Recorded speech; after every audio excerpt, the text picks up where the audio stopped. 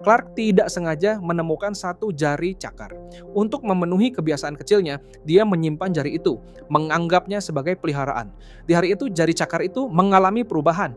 Tiba-tiba tumbuh jari kedua. Ketika dia menyentuhnya, tak disangka jari itu merespon.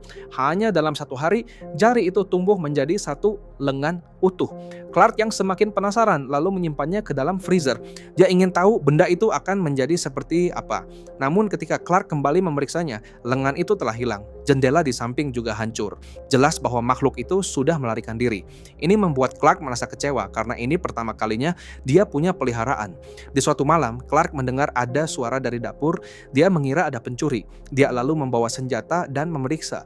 Dia menemukan ada banyak jejak darah di sekitar freezer. Dengan hati-hati dia membukanya dan melihat makhluk yang mirip alien di dalamnya. Hanya dalam beberapa hari, jari itu berubah menjadi monster.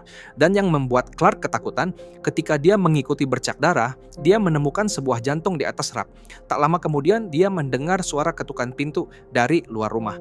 Ternyata polisi datang mencarinya. Awalnya Clark merasa gugup, tetapi setelah mengetahui bahwa mantan istrinya dibunuh, dia malah senang karena baru-baru ini mantan istrinya selingkuh.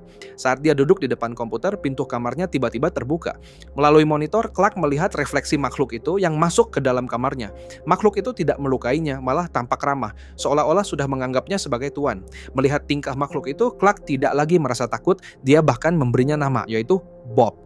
Sejak Bob muncul, hari-harinya tidak lagi membosankan, bahkan menonton TV pun ada yang menemani.